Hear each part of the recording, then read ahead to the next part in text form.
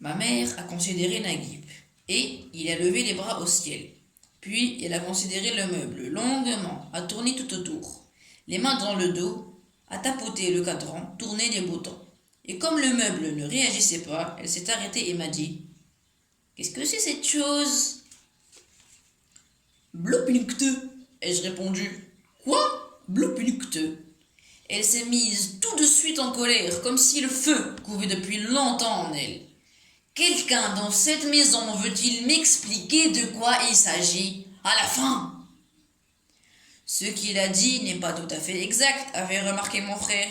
Moi aussi je sais lire. Il a écrit Bla upunkt. Je me suis mise en colère à mon tour. Blopunkt. Non monsieur, a dit Naguib. B-L-A, Bla upunkt. C'est comme ça mon petit. Seigneur Dieu, s'est écriée ma mère en se tordant les mains. Qu'est-ce qu'ils racontent, ces monstres que j'ai mis au monde? Allez-vous m'expliquer à la fin? C'est la radio, a répondu Naguib. La radio, quoi? Mais qu'est-ce que c'est que cette radio dont j'entends parler depuis 3 jours? Radio Blo, Bla, Upune, Radio Cteux.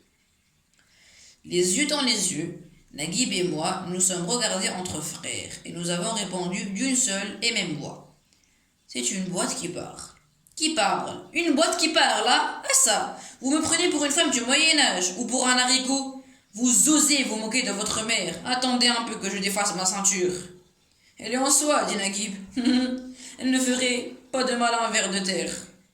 Prends plutôt une de ces planches et tape si tu ne comprends pas. Mais auparavant, écoute-moi, petite mère. Ceci est une boîte, je te l'assure, et une boîte qui parle. Mais elle ne parle pas! Elle va le faire, elle va donner les nouvelles du monde entier. Elle va chanter et dire au 4e top, il sera exactement 10h24 minutes 30 secondes. Elle va rire, pleurer, raconter un tas d'histoires. Elle va faire tout ça, j'en ai sûr. Oui, madame. Mais comment? De nouveau, nous nous sommes regardés, mon frère et moi. Et nous nous sommes compris. J'ai vu comme un doigt sur les yeux de Naguib, me recommandant la plus grande prudence. Chut, tais-toi! Ne lui parle surtout pas de l'électricité. Ça ferait des étincelles. J'ai répondu très vite, par magie.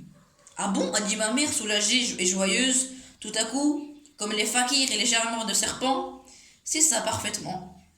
Tu veux dire qu'un magicien va venir et animer cette grande boîte?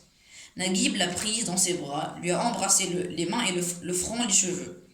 C'est un magicien tellement magique que tu ne le verras même pas. Je t'en donne ma parole. Oh, je suis si contente! Si contente! Nous l'avons aidé à nettoyer le salon. Nous avons balayé et lavé les escaliers. Naguib est sorti au pas de course avec sa veste sous le bras, disant: Pouh, c'est une vieille veste, et d'ailleurs, il fait trop chaud. Je vais la troquer contre quelque chose.